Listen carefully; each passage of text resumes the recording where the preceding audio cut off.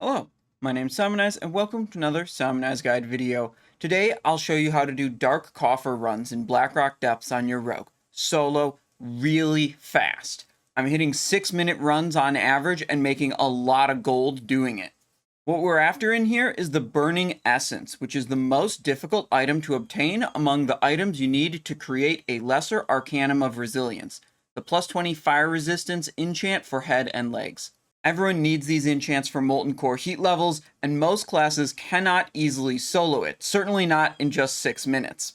You can apply the Arcanum through the trade window with another player, and many non-rogue players on my server are happy to pay around 175 to 200 gold per enchant, which means there's plenty of room to make some profit doing this. For extra speed, I'm using 2 different specializations, one for sneaking and one for fighting, but that's totally not necessary. A good backstab dungeon build should be able to handle these runs just fine if that's all you want to use. The sneaking build goes into subtlety to take master deception, camouflage, preparation, and improved sap. The fighting build is just a dungeon backstab build, adrenaline rush, blade flurry, and some dagger talents. Pretty standard and pretty effective. The main tip I have to make these runs as fast as they are is to get the Dark Keeper key and the Grim Guzzler key in your inventory before you start your farming runs. Having these keys in your inventory from the start allows you to make a much faster route through the dungeon. You only have to visit the Dark Coffer room once per run instead of twice like you would normally. To get those keys, you'll want to do a setup run where you stealth into the bar area, open the door by giving Private Rocknot 6 Dark Iron Ale, and then once the door is open, you pickpocket Plugger Spaz Ring for the key and walk out the already open door. This places you right next to the Dark Coffer, so just pop in there, open the Dark Keeper portrait, go to his location, kill him, and loot his key. We'll cover more on killing the Dark Keeper in just a moment. If you don't want to do a setup run like this, you may be able to just buy both of these keys if someone is selling them on your server's auction house. But either way, once you acquire these keys a single time, you never have to do another setup run again. Each coffer run you do will replace any keys that you use, but just be faster because you started with them in your inventory. Once you have the keys, you can start your farming runs. And the plan is to go to the Dark Coffer and immediately open it and loot your Burning Essences and whatever else is in the chest. After that, you go over to the Dark Keeper portrait. If the nearest mob spawn is level 52, you can ignore him and he won't aggro if you position right up against the wall. If the nearest mob is level 53 or 54, you'll have to deal with it. Improved sap from a subtlety build makes this super easy and quick, but if you didn't bring a build with improved sap, you'll have to kill this mob and then vanish, or kill the entire pack if you are able. After that mob is taken care of, you can open the portrait and read the plaque. This will tell you which of the 6 possible Dark Keepers has spawned, so you know where to go.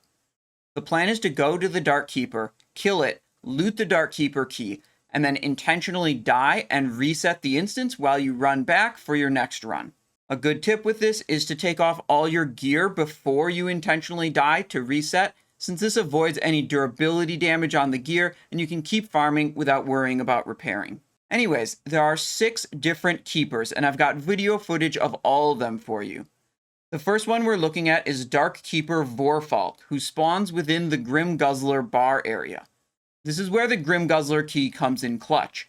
Having this key already in our inventory allows us to enter the bar from the back entrance, which gets us there much faster than running all the way around to the front entrance. Right outside of the Dark Coffer, we can use Shadow Strike to teleport across these 2 large platforms, then immediately vanish to get out of combat with the mobs on the other side. After you do this, be sure to switch your glove back to a Cutthroat rune. You don't want to be getting into combat while still having that Shadow Strike rune on there. Then we walk up to the bar door from behind and use our key to get in. Before you go to kill the Keeper on the lower level, be sure to pickpocket Plugger Spaz Ring to get a replacement Grim Guzzler key for your next run. This is probably the most difficult Keeper to kill since there are so many mobs around him, but a good combo of evasion plus blade flurry plus adrenaline rush into a bunch of backstabs should take him out before you die. Just be sure to loot him really quick. Sebaceous poison on your weapon is also really important to get that huge armor reduction for extra damage. Dark Keeper Ofgut is another one where we make use of the Grim Guzzler key and go into the bar from behind. Ofgut is in the area of General Angerforge, so we enter the bar, pickpocket Plugger for a new key, and quickly make our way out of the bar and into the Golem area. Past the Golem area is General Angerforge's area, and we find Ofgut spawned on top of another pack of mobs to the left. Not a problem, pop some rogue cooldowns, take him out, loot his key, vanish, take off your gear, then intentionally die, and reset the instance. All good. Darkkeeper Zimrel is located above the arena amongst the spectators. You want to go through the domicile area to get there quickly, but this can be tricky sometimes since there are often bloodhound mobs in the trash packs, and these mobs see through your stealth. If one of them spots you, try to sprint and get away. If you go out of line of sight of the bloodhound by going around a corner and then use a vanish, you should be able to get away safely. If there's a bloodhound in a pack blocking your way, you can try using Shadow Step to teleport to a mob on the opposite side of that group of enemies and possibly avoid detection from the hound. This works really well on this pack of mobs right in the doorway exiting the domicile. Zimrel himself is super easy and spawns with only 2 guards, so it should be no problem to take him out. The last 3 keepers are all much easier to get to than the first 3 mentioned.